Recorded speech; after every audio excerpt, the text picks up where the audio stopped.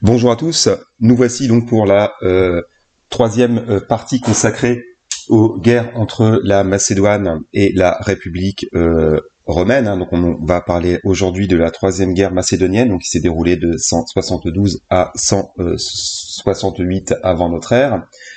Et on s'était arrêté donc la dernière fois à la deuxième guerre de Macédoine, qui a été donc perdue par Philippe V après sa défaite à Cynocéphale. Donc on voit ici là à la frontière entre la Béotie et la Thessalie. Alors cette carte illustre l'époque de la deuxième guerre de Macédoine, mais elle est toujours valable en termes de possession pour la troisième, à part quelques petites exceptions mineures. Je n'ai pas trouvé de carte libre de droit au sujet de la troisième guerre de Macédoine. Même sur Wikipédia, il n'y a pas grand-chose en l'occurrence.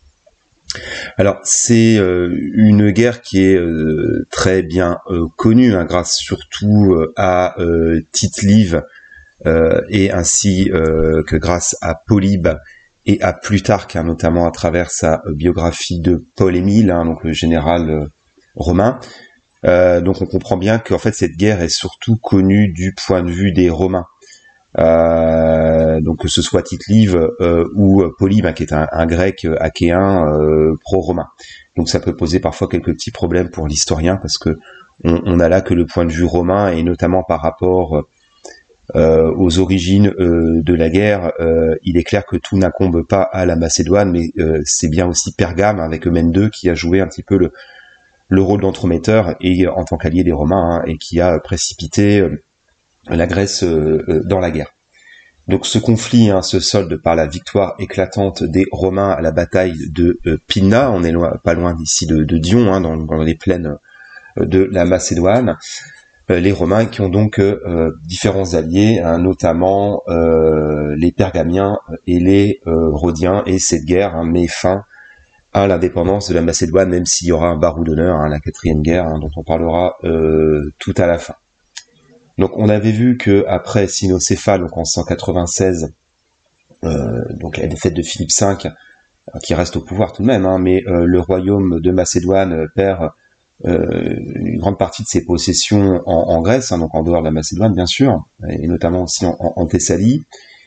Philippe est contraint de livrer plusieurs otages à Rome, notamment son propre fils aîné, donc Démétrios, et il est obligé, contraint de devenir l'allié du Sénat et du peuple romain, et les Romains vont déclarer la Grèce libre et retirer leurs troupes, en tout cas pour l'instant, de la péninsule balkanique.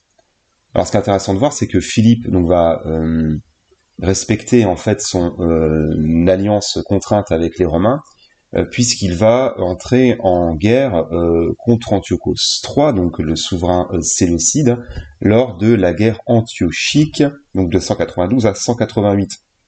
Alors, il n'y a pas eu tellement, on va dire, d'impact dans le conflit, donc qui se termine par la défaite à Magnésie. On est là en 188, défaite des Séleucides face aux légions romaines.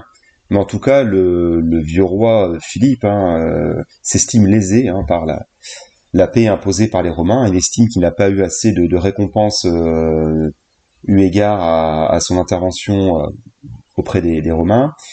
Et selon Tite-Live, ce seraient les origines de la troisième guerre macédonienne. Bon, ça reste à voir.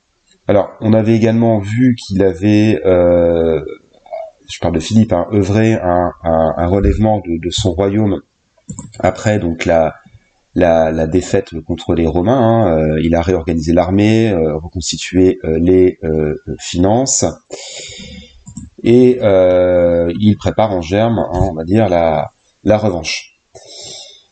Donc, en profitant, on va dire, du désordre né de la guerre antiochique, il prend quelques villes en Thrace et en Thessalie, et tarde à retirer les garnisons des villes que les Romains lui ont confiées.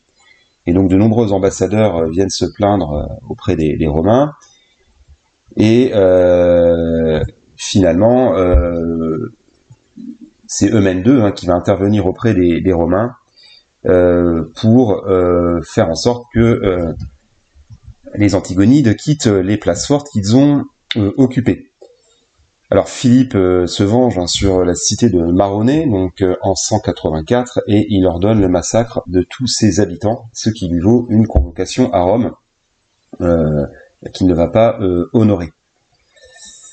En fait, il envoie d'ailleurs son fils à sa place, et il signe une réconciliation de courte durée avec le Sénat romain. Et donc là, Démétrios, qui a sauvé la paix, devient très populaire parmi le peuple macédonien, ce qui provoque la jalousie du fils aîné. J'avais dit tout à l'heure que c'était le fils aîné Démétrios, mais c'est le fils cadet, donc du fils aîné Persée, qui l'accuse de complot avec les Romains. Et Persée arrive à convaincre Philippe de faire mettre à mort son propre fils en 181.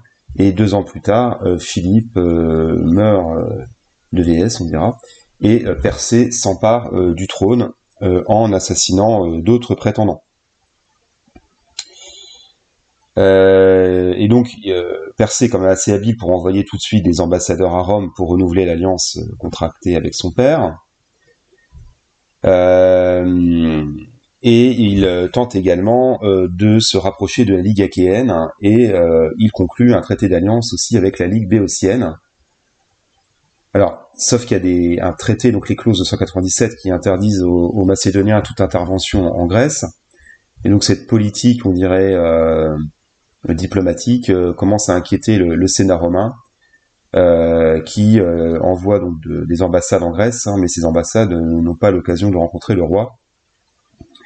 Et ces ambassades vont même plutôt rapporter à Rome les préparatifs de guerre menés par les Antigonides. Alors c'est évidemment, comme j'avais dit en préambule, Eumène II, le roi de Pergame, qui est l'allié fidèle des Romains, qui va aller à Rome et pousser les Romains à la guerre, donc en signalant les projets de Persée, qui tenterait de restaurer l'influence de la Macédoine, et qui menacerait ses voisins, notamment à travers la Thrace, donc limitrophe du royaume pergamien. Alors, il y aurait eu aussi un attentat contre Eumène II à Delphes, dans lequel serait impliqué Persée. Et donc la déclaration officielle de guerre est votée en 171. Et visiblement, c'est cette tentative d'attentat qui aurait finalement convaincu les Romains. Alors en fait, la déclaration de guerre des Romains est assez précipitée parce que leur armée n'est pas encore prête, mais ils veulent prendre les devants, parce qu'ils craignent que Persée ne s'allie avec Antiochos IV, donc qui est le fils d'Antiochos III, alors en guerre contre les Lagides. Alors, à voir que Persée ne menace pas directement Rome et ne prépare objectivement pas forcément une guerre contre Rome, on dirait que c'est plutôt une guerre préventive menée par les Romains avec l'entremise d'Eumène II, donc ce qui tempère un petit peu les propos de Tite-Live, qui considère les Macédoniens comme uniques fauteurs de guerre. Donc le Sénat s'entoure ou conclut un certain nombre d'alliances, donc avec Pergame on l'a vu, les Rhodiens, ainsi que la Ligue béotienne, qui avait été approchée par les Macédoniens au départ, et également avec l'Égypte lagide. Alors durant 1 an, il n'y a pas eu forcément de conflit ouvert, sachant que Rome n'est pas encore prête à la guerre, et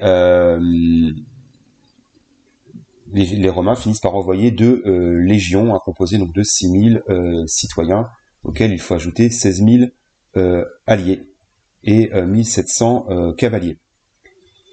Alors des ambassadeurs sont envoyés parcourir la Grèce et l'Anatolie pour retrouver de nouveaux alliés, et une rencontre a lieu avec Persée. Alors celui-ci souhaite la paix, mais n'obtient qu'une trêve, et ce laps de temps permet aux Romains de terminer leurs préparatifs de guerre.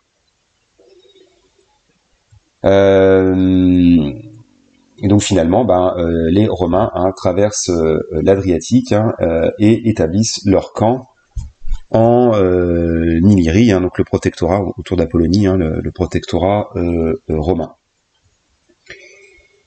Et donc par la suite, hein, le Conseil royal de Macédoine, hein, le Synhédrion, finit par se prononcer en faveur de la guerre, et Persée réunit ses troupes, hein, soit tout de même 40 000 combattants, hein, dont, à pied, en tout cas, dont la moitié de phalangites, hein, et 4 000 cavaliers. C'est quand même une armée assez considérable. Donc les premières années de la guerre sont plutôt difficiles pour les Romains. Donc Persée se rend en Thessalie et il prend quelques villes. Et finalement, les Romains rejoignent leurs alliés autour de Chalcis. Hein, on est là au large donc de l'Attique. Donc il y a ensuite Persée, donc il vient établir son camp près des Romains et livre bataille à Kallinikos, qui est donc une victoire importante, en tout cas, victoire des Macédoniens sur les Romains, qui en fait ont manqué d'être anéantis par les Macédoniens, et ils ont été finalement sauvés grâce à la cavalerie thessalienne. Les Romains ont tout de même des pertes élevées, 2500 hommes. Alors là, les Romains reçoivent des renforts, des cavaliers numides, ainsi que des éléphants de guerre, qui resteront donc jusqu'à la victoire finale. Donc Persée propose une paix qui est refusée, et un détachement romain de 800 légionnaires est aussi encerclé à un moment par les Macédoniens, mais il résiste héroïquement, et finalement Persée subit de lourdes pertes. Donc l'année 170 déroule sans opération d'envergure, et en début de l'année 169, 12 000 fantassins, donc pour la moitié des alliés, sont de nouveau levés pour la guerre. Donc les Romains débarquent en Thessalie, et il ne peut envahir la Macédoine, car Persée bloque les communications. Mais celui-ci commet une grave erreur, parce qu'il va demander donc à son armée de se replier, laissant le passage libre vers la Macédoine. Alors finalement, Persée finit par repousser les Romains en Pierie, donc on est là au sud de la Macédoine historique. Et il reprend le sanctuaire de Dion, donc un sanctuaire panhellénique en Macédoine. Et il installe ses défenses le long d'un fleuve qui marque la frontière naturelle entre la Thessalie et la Macédoine.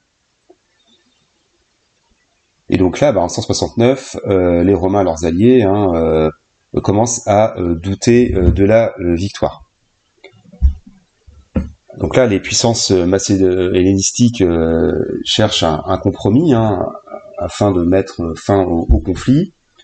Alors, la situation diplomatique est d'autant plus complexe que, en parallèle de cette troisième guerre de Macédoine, se déroule la sixième guerre de Syrie. Donc on l'avait dit tout à l'heure, menée par Antiochos IV contre les Lagides. Et à la fin 170, une ambassade lagide arrive à Rome. Et donc les délégués de Ptolémée VI proposent en vain, à la demande de Persée, une conciliation. Alors à voir aussi que les Romains ont l'alliance de Rhodes, mais les Rhodiens ont une attitude assez ambiguë, sachant qu'ils sont officiellement leurs alliés, mais ils ne sont pas intervenus directement dans la guerre.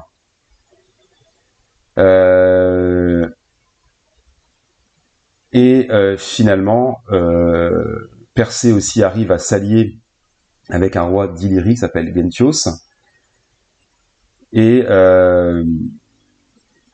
en parallèle, Rhodes s'allie avec des cités de Crète, dont les relations sont mauvaises avec Rome. Alors, sauf qu'à Rome, il y a un nouveau consul, donc on l'appelle Paul Émile, qui est lui résolu à poursuivre la guerre. Et c'est lui qui va donc recevoir le commandement des troupes en Macédoine en 168. Donc il veut obliger les Macédoniens à abandonner leur position donc à la frontière sud de la Macédoine. Et donc il détache une partie de son armée, 8200 fantassins et 120 cavaliers, sous le commandement de Scipion Nasica, donc qui est un cousin de Scipion l'Africain, donc vers la côte, pour faire croire à Persée que l'armée romaine tente une manœuvre de débordement. Mais en fait, c'est un piège, parce que les Romains conduisent leur armée vers le sud et franchissent les montagnes vers la Macédoine. Et donc Persée avertit la manœuvre par un déserteur crétois de l'armée romaine, et il envoie un de ses généraux, qui s'appelle Milo, à la tête d'un contingent de 12 000 hommes bloquer la route aux Romains. Donc le combat qui s'ensuit voit la défaite des Macédoniens, qui battent en retraite, ne laissant d'autre choix à Persée que d'abandonner ses positions. Et donc là, il cherche à installer ses troupes sur de nouvelles positions, près de Pydna, donc on est là un petit peu au sud de Dion, sur un terrain favorable au déploiement de sa phalange. Donc Polémile attend le retour des forces de Scipion Nasica, tandis que Persée a le temps de déployer ses troupes dans l'attente d'une attaque romaine. Alors les armées romaines finissent par arriver sur le champ de bataille, donc l'armée macédonienne est déjà en ordre de bataille dans la plaine, mais elle est tournée vers le sud et non pas vers l'ouest, direction par laquelle arrivent les Romains. Alors les troupes romaines ne profitent pas de l'effet de surprise, elles sont trop fatiguées par la marche pour profiter de l'opportunité, et Polémile fait établir un camp sur les collines environnantes. Alors finalement, le 22 juin, l'armée macédonienne est écrasée à la bataille de Pydna par les légions romaines. Je ferai très court sur cette bataille, il y a eu déjà pas mal de vidéos à ce sujet, donc je ferai court sur cette bataille, qui on peut considérer le barreau d'honneur de la phalange macédonienne face aux légions romaines. Et là, on va assister à l'effondrement brutal du royaume de Macédoine. Alors Persée, à la suite de sa défaite, s'enfuit, il se réfugie sur l'île de Samothrace, donc on est là au nord de la mer Égée. Et finalement, il se rend au camp de Polémile. Il y a des tableaux d'ailleurs qui illustrent sa reddition. Et le royaume de Macédoine est alors divisé en 4 républiques, indirectement, on va dire, commandées par Rome, en tout cas placées sous tutelle des Romains, ce qui met fin à l'indépendance de la Macédoine. Donc Polémile triomphe à Rome en 167, avec donc Persée et son fils adoptif, qui est en fait son frère, mais donc il a adopté, qui s'appelle Philippe. Donc ils sont prisonniers de guerre derrière le char de Polémile, qui reçoit donc le titre de Macedonicus de la part des sénateurs. Alors quelques années plus tard, Persée meurt en 166 dans une prison dans les Abruzzes, peut-être de faim. Donc voilà une fin piteuse pour le dernier des souverains antigonides. Alors les conséquences de la guerre sont considérables. Il y a un butin énorme à apporter par les Romains, qui est donc versé au trésor romain, ainsi que au temple ou aux soldats en récompense. Très nombreux esclaves aussi ont été pris, 150 000 esclaves tout de même. Et à voir aussi que la Macédoine est contrainte de payer un tribut annuel aux Romains de 100 talents. Alors, intéressant de voir que le Sénat romain, donc qui suit l'avis de Caton l'Ancien, refuse d'annexer l'Illyrie et la Macédoine, qui deviendront que 20 ans plus tard des provinces romaines. Donc on a vu que il y a une division en 4 républiques de la Macédoine, mais la Macédoine n'est pas tout de suite transformée en province romaine. Alors, ça aboutit tout de même à l'anéantissement du royaume antigonide, à la fin de la royauté, et à la mise en place d'un système d'État client. À voir d'ailleurs aussi que l'exploitation des mines d'or et d'argent de Macédoine est interdite, afin qu'elle ne puisse pas se relever. À voir aussi que l'Illyrie est divisée aussi en 3 États tributaires des Romains.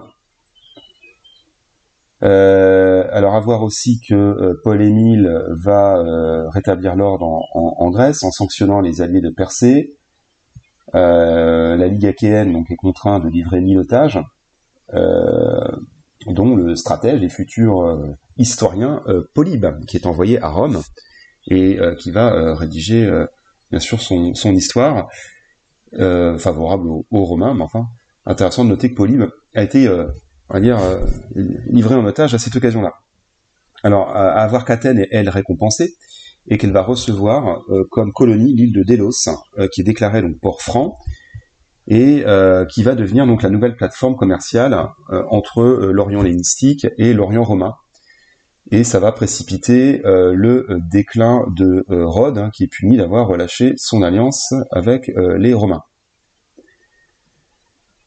Alors à voir aussi que voilà la suprématie orientale de Rome ne fait plus de doute, donc elle a vaincu les Séleucides à Magnésie, vaincu les Macédoniens à Pylna, et finalement les Romains vont faire céder Antiochos IV dans sa guerre contre les Lagides. À voir aussi que cette guerre macédonienne va participer à la pénétration de l'hellénisme à Rome, notamment au travers Paul-Émile, qui est vu comme un philhellène, c'était la même chose pour Famininus d'ailleurs, du temps de la deuxième guerre de Macédoine, ou pour les Scipions, et tout un cercle aristocratique est cultivé, dont fait partie Polybe, participe à la diffusion de la culture grecque.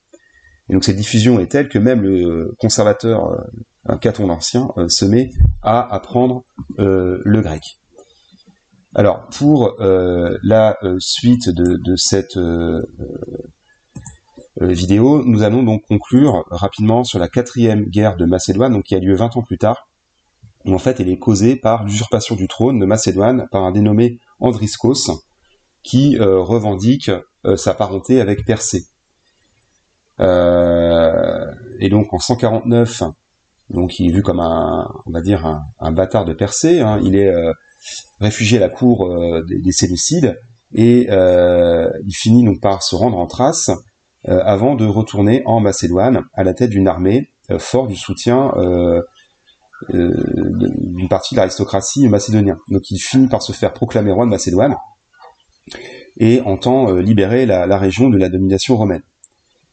Alors, les Romains sont dans un premier temps battus, notamment donc, Scipion Nasica, donc on avait vu 20 ans auparavant dans la troisième guerre macédonienne, et Andriskos va même s'allier à Carthage, alors en guerre contre Rome. Donc là, cette alliance inquiète fortement le Sénat romain, qui dépêche donc une grande armée, et finalement, les Macédoniens donc sont vaincus, et Andriskos est déposé, et pour le coup, que je vérifie, il finit donc par être capturé. Donc dans la seconde bataille de Pylna, il est mené à Rome en triomphe, et ensuite il est exécuté. Et donc là, ça marque vraiment la provincialisation de la Macédoine, puisque à l'issue de cette 4e guerre de Macédonienne, en 146, la Macédoine reçoit le statut de province romaine. Donc c'est la fin de l'indépendance du royaume de Macédoine. Voilà, donc j'ai fait le cours sur cette 4e guerre de Macédoine. Donc je reviendrai à d'autres occasions sur, on va dire, les aspects peut-être un peu plus institutionnels du royaume, du temps des Argéades et des Antigonides.